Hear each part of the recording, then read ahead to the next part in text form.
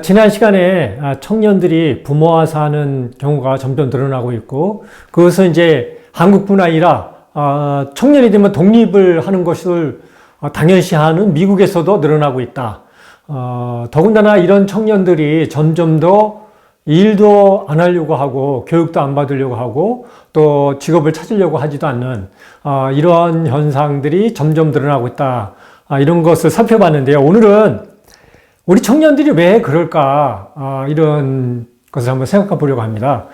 우리가 이제 우리 부모들이 산업화 시대에 미국도 마찬가지지만 한국도 대부분 지금의 부모들이 인류 역사상 처음으로 대학을 나온 부모들입니다. 대규모로 대학을 나온 부모들이거든요. 그렇다 보니까 사실은 부모들이 대학을 나오다 보니까 모든 면에서 달라지죠. 그래서 부모가 본인들의 경험에 의해서 자식들을 키우려고 하고 그래서 하고 있는데 여기서 이제 왜 우리 청년들이 그럴까를 생각하기 위해서 한 가지 제가 이제 생각해 보겠습니다. 저 이제 어머니가 이제 올해 94이신데요. 지금도 반찬을 하시고 전화를 주십니다. 무슨 반찬을 해놨으니까 가져가서 먹어라. 이게 이제 예전에는 어머니한테 이거 갖고 많이 뭐라고 그랬습니다. 젊었을 때 고생을 하셔서 허리도 구부러지시고 매일 이제 허리도 아프시다 뭐 이러는데 왜 그렇게 그런 일을 하십니까? 우리가 해서 갖다 드릴 테니까 그냥 편히 쉬세요 이랬었거든요. 그런데 그것을 나중에 저도 알게 됐습니다. 야, 이게 어머니의 인생의 행복이로구나. 어머니가 요리를 잘하십니다. 그래서 주위에서 어머니가 요리를 반찬이나 이런 걸 하시면은 참 맛있다고 그러시거든요. 그러니까 이제 어머니는 자기가 잘하는 것을 해서 아직도 나이가 이제 90이 넘었지만 자식한테 내가 해줄 수 있다는 그 자기 업무에 대한 자기 능력에 대한 성취감이거든요. 그러니까 이걸 우리는 부모님이 편하게만 계신 것을 생각하고 있죠. 그래서 뭣도 하지 마시라, 편하게 하시라, 사다 먹으면 됩니다. 뭐 하면 우리가 해다 드리겠습니다. 이렇게 편하게 했는데, 가만히 생각해 보니까 저도 이런 공부를 하고 있으니까 이것이 어머니의 인생의 행복이더라고요. 그래서 저희 어머니가 90이 넘으시고, 이제 90대 중반이시지만 아직도 청명함을 유지하시고 이런 것들이 아직도 자기의 능력이 역할을 할 때가 있구나 이걸 느끼는 것 같아요. 이걸 이제 성취감이라고 하죠. 그래서 이제 심리학에서는 이런 삶의 동기, 성취 동기에 대한 연구가 무지 많았죠.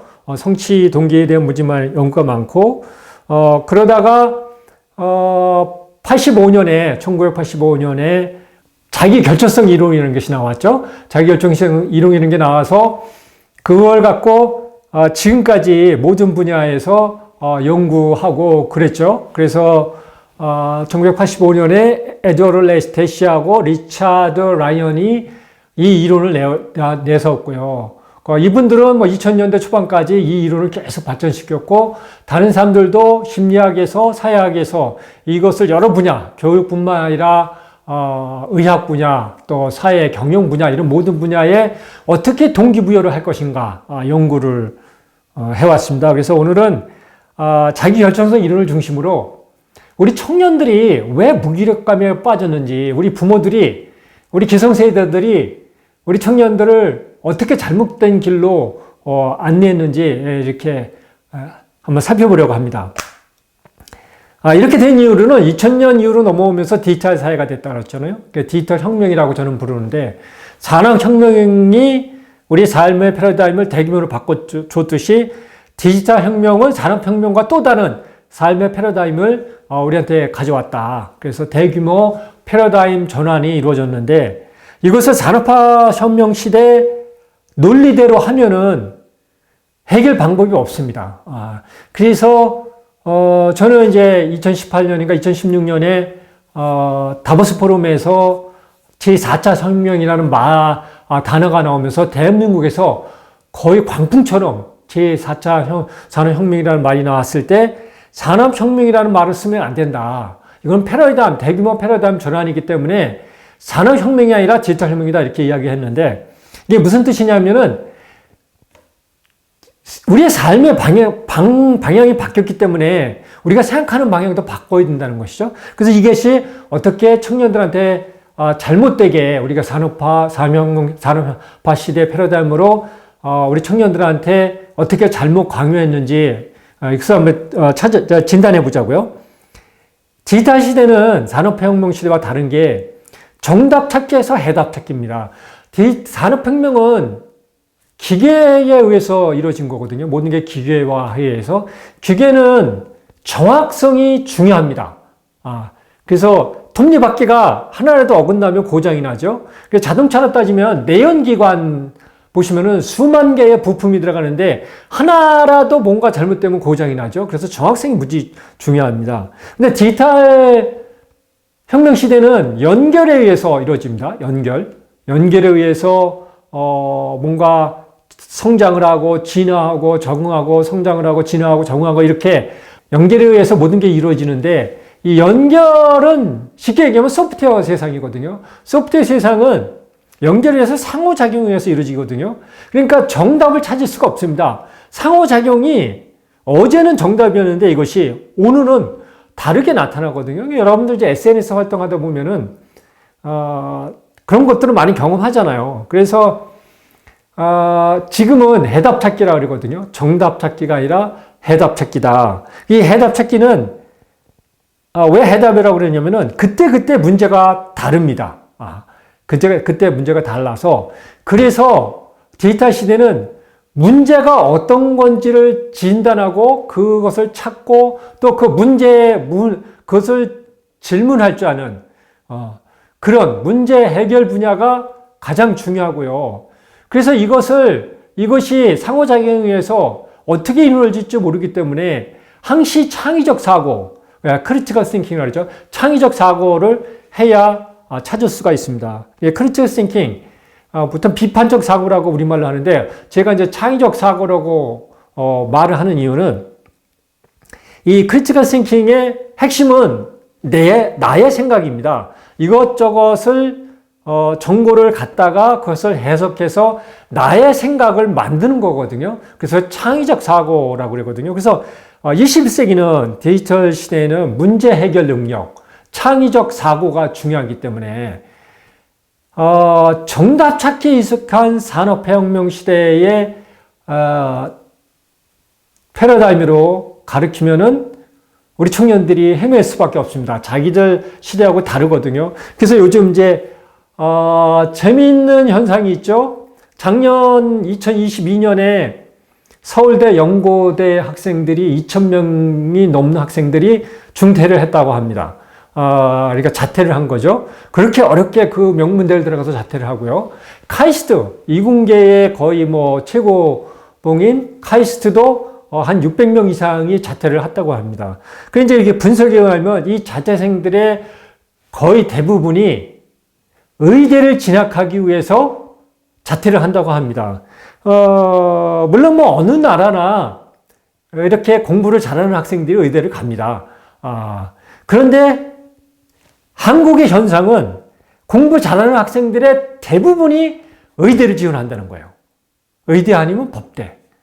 이 현상이 왜 일어날까? 이것이거든요. 이것은 21세기를 잘못 이해해야 돼서요. 21세기는 새로운 관계의 시대라고 그러죠. 새로운 관계의 시대는 지난 2000년 동안 우리 인류가 외부 환경의 지배를 받아왔거든요. 그래서 이제 이전 시간에도 살펴본 우리 인간은 2000년 동안 거의 2만 년 동안 우리 유인원이 생기고 나서 농경사회로 진업하면서 거의 2만 년 동안 수렵생활의 그 신체와 정신의 반응은 진화를 안 하고 사회만 변해왔다 그러죠. 그래서 그때의 핵심이 뭐냐? 영어로 fight or flight라 그러죠. 이 환경 변화에 내가 싸울 건가 도망갈 건가. 이건 이제 수렵 시대의 가장 최고의 전략이죠. 가장 효과적인 최고의 전략. 생존할 수 있는 전략이거든요. 저 짐승이 나타났을 때 저게 나의 먹이인가?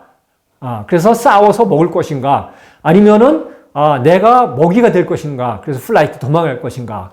그래서 우리 인간 본능에는 fight와 flight, 싸울 것인가, 도망갈 것인가가 아주 잠재되어 있습니다. 이 21세기에서도 우리한테 먹거리나 뭐 이런 안전에 문제가 없지만 그것이 우리가 유전적으로 갖고 태어난 거거든요. 그렇다 보니까 21세기는 변화가 많잖아요. 이 연결에 의해서 소프트웨어에서 진행되기 때문에 계속, 그래서 해답 찾기라 그랬죠. 정답이 아니라 변화가 많기 때문에 변화가 많으니까 심리적으로 불안합니다.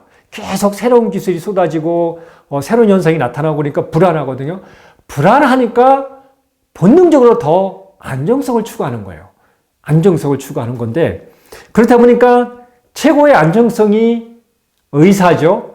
의사가 예전만큼 뭐 그렇게 뛰어나지는 않습니다. 않지만 그래도 아직까지는 경제적인 안전성, 그리고 사회적인 명예, 이런 사회 권력 속의 안정성을 추구하니까 우리 기성세대가 그렇게 우리 자녀들을 강요하고 그 속에서 자란 우리 청년들은 그 뛰어난 능력을 갖고 최고의 안정성을 보장하는 의사라는 직업에 매달리게 되는 것이죠. 그런데 이것이 여러 번 제가 설명하지만 과연 의사가 된다고 행복할까? 그것은 아니거든요. 저는 이제 의사들하고 PD일 때 프로그램도 많이 하고요. 지금도 병원 가고 그러면 의사들을 관찰하지만, 그렇게 투자를 많이 하는 거거든요. 정말 투자를 많이 합니다. 그렇게 공부를 많이 해야죠. 최고의 성적을 받아야죠. 받고 의대를 가면 6년을 의대를 받아야 됩니다. 군대를 갔다 와야죠. 또 인턴 레지던트를 해야죠. 이래서 전문의가 되는 경우는 거의 40이 다 돼서입니다. 그렇게 고등학교 때부터 선시 때까지 거의 잠을 안 자고 투자를 해야 되는 거거든요. 그것도 최고의 수재들이. 그거에 비해서는 정말 사생활도 없는 것 같아요, 의사들은. 아침부터 저녁까지 진료를 해야 되고요. 또 대학 교수면 연구도 해야 되고요. 또 후배들도 가르쳐야 되고요. 그죠? 급하면 휴일에도 나와서 응급 환자를 봐야 되고요. 이것은 나한테 적성이 맞고 내가 그런 의사는 직업에서 의미를 찾지 못하면은 정말 행복하지 않은 직업이거든요. 그런데 우리 수재들이 의사라는 직업에 매달리는 이유는 그 안정성 때문에 그래요. 그래서 이거는 이제 어디서부터 잘못됐냐면은, 아까 초반에 제가 자기 결정성 이론을 내세운 이유는, 21세기는, 동기가, 자기 실현 동기가 가장 중요하다는 것이죠. 그러니까 내적 동기죠. 원래 심리학에서 자기 결정성 이론이 나오고 이런 것들은 내적 동기와 외적 동기의 관계를 설명하는 데서 나온 거거든요. 그래서 산업화 시대는 내적 동기보다 외적 동기가 훨씬 컸죠. 그래서 봉급이 올라가야 되고요, 월급이 올라가야 되고, 그리고 명예, 권력 이런 것들이 중요했는데, 변화가 많은 시대에는 이런 물질적인 이런 것들이 오래 갈 수가 없습니다. 이건 이제 일시적 우위 시대, 트랜지언 어드밴티지 시대라고 그러죠. 그렇기 때문에 내적 동기가 가장 큰 역할을 합니다. 그래서 이것을 이제 이론적으로 얘기할 때는 수렵 시대는 이제 물리적 보상, 생물학적 보상, 그래서 생존의 보상이고, 산업화 시대는 규격화 시대 보상이라고 그러죠. 이것이 이제 알고리즘믹 인센티브라고 하는데요. 이것이 이제 금전적인 보상이나 권력, 명예 이런 거죠. 이런 것들이 이제 아주 외적 동기죠. 근데 21세기는 풍요 시대, 잉여 시대고요. 그리고 변화가 너무 많기 때문에 이런 외적 동기 갖고는 내가 삶의 동기를 성취욕을 맛볼 수가 없습니다. 그래서 내적 동기를 만드는 게 중요하거든요. 그래서 이걸 자기주도, 내적 동기, 스스로 만드는 동기, 이 내적 동기를 우리 청년들이 훈련을 못한 거예요. 21세기는 내적 동기가 가장 중요한데, 그 내적 동기를 훈련할 시간이 없었죠. 그래서 자기결정성 이론을 다시 한번 살펴보게 된 거예요. 자기결정성 이론은 우리 인간의 동기를 설명할 때, 인간이 어떤 동기로 움직이고, 성장하는 봤을 때, 자율성과 영약, 관계성, 이 세 가지를 듭니다. 그러니까 자율성은 내 스스로 할 수 있는 겁니다. 내 스스로 할 수 있는 거고, 이것이 가장 중요하죠. 이게 내적 동기인데, 이게 참 어렵습니다. 자기 결정성 이론이 심리학이 원래 어려워요. 이게 설명하는 게, 우리 삶에 대한 이야기이지만, 학문적으로 설명하는 게 너무 어렵게 설명하더라고요. 그래서 이 자율성이 뭔가를 했을 때, 제가 생각한 거는 21세기의 디지털 시대의 자기 결정성 이론에서 자율성은 자기 선택권이더라고요. 자기 선택권. 일단 자기가 선택하고, 그거에 대해서, 내가 책임을 지고, 그리고 내가 실패하기도 하고, 성공하기도 하고, 그러면서 거기서 계속 성취감을 바꾸면서 자기 내적 동기가 성장하는 거거든요. 그래서 이거는, 창의성과 창조성과 연결이 된 겁니다. 내가 내적 동기가 없으면은 이 창의성은 발현될 수가 없습니다.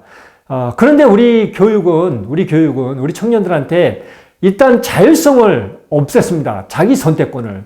그래서 지난 시간에 살펴본 것처럼 대학에 들어갔는데도 부모들이 길을 안내해 주고요. 취직을 했는데도, 직장을 잡았는데도 길을 안내해 주고 이런 오류를 범했거든요. 그러니까 대학을 졸업하고 취직할 때까지 자기 선택 연습을 못하는 겁니다. 여기에 문제가 될 거고요. 역량은 진짜 실력을 키우는 거거든요. 내가 인정받는 거예요. 이 역량이 발휘됐을 때 인간은 이게 자율성하고 내적 동기하고 연결이 되어 있는데, 내가 사회에서 역할을 할 수 있는 역량이 갖고 있다. 이것이 우리가 살아가는데 아주 중요한 내적 동기거든요. 사실은 역량은 외적으로 발현이 되지만 사실은 내적으로 성취욕을 맛보는 거거든요. 제가 아까 어머니가 지금 90대 중반이지만 자식한테 아직도 반찬을 해주려고 하는 마음, 그것은 내가 해준 반찬을 우리 자식이 맛있게 먹는다, 우리 주위 사람들이 맛있다고 그런다. 그게 본인의 역량이거든요. 이 역량을 주위에서 인정받을 때, 그럴 때 인간은 그게 성취 동기가 생기고 계속 성장하게 되는 거거든요. 그래서 이 역량은 사실은 상호작용과 긍정적 피드백에 의해서 계속 업그레이드 되는 거거든요. 그래서 자율성에서 자기 선택권을 우리 부모들이 안 주려고 그런다 하잖아요. 자녀들한테 안전성을 주기 위해서 그런다고 그러는데, 거기서 뭐가 문제 생각이 나오면요. 이게 역량은 서로 상호작용하면서 거기서 실패도 맛보고 성공도 하고 그러면서 이게 계속 업그레이드 되는 거거든요. 그것을 이제 실패 성공이라고 안 그러고 시행착오라고 그러죠. try and error라고, 시행착오. 21세기는 시행착오입니다. 실패라고 보면 안 되거든요. 산업화 시대는 그게 정확성이 중요하기 때문에 틀림은 실패입니다. 근데 21세기는 소프트웨어 세상이기 때문에 그게 시행착오거든요. 그래서 역량은 그렇게 내가 선택하고 시도해보고 뭔가 잘못되면 그것을 다시 고쳐서 업그레이드하고 그러면서 역량이 계속 늘어나는 거거든요. 그래서 이것을 배움이라 그러죠. 그래서 요즘은 청년들한테 학교에서 가르치는 게 지식을 가르치는 게 아니라 어떻게 스스로 배울 것인가. 그죠? 영어로는 how to learn. 그죠? how to learn. 그죠? 어떻게 배울 것인가를, 그런 역량을 가르쳐 주는 거거든요. 이제 이런 부분에서 우리가 부족하고요. 관계성은, 이것은 사실 유대감이죠. 유대감. 이 사실은 왕따 문제, 학폭 문제는 우리가 어렸을 때가 더 심했습니다. 근데 지금은 왜 더 심각하냐면, 그때는 이게 육체적인 거, 물질적인 거였는데 지금은 정신적인 게, 빈곤도 그때는 절대 빈곤인데 지금은 상대적 빈곤이거든요. 상대적 빈곤은 정신적인 겁니다. 그러니까 사실 절대적 빈곤보다 상대적 빈곤이 인간을 더 불행하게 합니다. 불행감을 맛보게 합니다. 그래서 이 유대감, 관계성도 왕따나, 그죠? 왕따나 이런 거, 사이버에서 불링하고 이런 것들, 그리고 이런 것들이, 문제가 되는 것은 이 유대감을 없애는 거거든요. 소속감을 없애는 겁니다. 그러니까 다른 사람들과 연결되어 있는 거. 그것이 아주 중요하거든요. 그래서 이 관계성은 안정성하고 관계가 있습니다. 그러니까 우리 부모들이 길을 안내해서 자녀들을 우리가 생각하는 직업으로 확보해 주는 게 안정성이 아니고요. 그게 안정성이 아니고 우리 자녀들이 관계성을 계속 확대해 갈 수 있는 그런 성격을 키워주는 것이 안정성을 확보해 주는 겁니다. 이 안정성은 아주 중요한데요. 회복 탄력성하고도 관계가 있습니다. 그러니까 역량에서 우리가 계속 시도하고 실패하고 시도하고 실패하고 업그레이드 한다 그러죠. 그래서 회복 탄력성이 점점 더 중요합니다. 왜냐하면은 실패할 확률이 높거든요. 점점 더 높습니다. 그걸 극복하고 다시 시도하고 업그레이드하고 다시 시도하고 업그레이드하는데 그 회복 탄력성을 키우는데 이 안정감, 관계성에 의한 안정감이 무지 중요합니다. 하버드 대학에서 지난 84년 동안 추적 관찰을 한 그 연구 결과를 토대로 인간이 사는데 어떤 것이 가장 중요한가, 이것이 이제 더 굿 라이프라는 책으로 나왔습니다. 올해 초에 나왔는데 아마 이제 한국어로도 곧 번역될 것 같아요. 번역되면 이 시간에 한번 또 소개를 하겠습니다. 거기에 결론이 관계성입니다. 거기에서 보면은 보스턴 지역의 서민 출신하고 하버드 졸업생하고 비교 연구를 한 거거든요. 그러니까 하버드 대학을 나온 사람이든 서민층의 출신이든 그 신분 차이는 중요하지 않고 관계, 특히 가족과의 관계, 친구와의 관계, 주위 사람들의 관계성이 가장 중요하다. 그래서 이 관계성, 유대감을 키울 수 있는 능력, 그것은 성격이잖아요. 우선 성격. 이것을 키워야 된다. 이런 것이거든요. 그래서 이 자율성, 역량, 관계성, 이런 자율결정성 이론이 21세기 더 중요한 것은 이렇게 변화가 많은 소프트웨어 세상에서는 우리 청년들이 120세까지 스스로 자기 길을 만들어가고 스스로 자기 길을 개척해가는 거기 속에서 자기의 성취감을 맛보고 그리고 그게 행복한 길이거든요. 지금 대규모 시니어 사회라고 그랬잖아요. 60세 이상이 거의 25%를 넘는데 이분들이 점점 더 정치에만 매몰되는 것은 이 역량 문제예요. 역량 문제. 자기들의 역량을 인정받을 데가 없는 거예요. 나이가 들었는데 잘 살아왔는데 역량을 인정받을 데가 없으니까 정치는 오랫동안 살아왔으니까 경험이 많으니까 자기들의 자신감이 있잖아요. 그러니까 정치에 관심이 많은 거거든요. 그러니까 이 인생이 그렇게 풍부해지지 않는 거죠. 그래서 이 역량은 자율성과 관계성 이게 같이 들어가는 거거든요.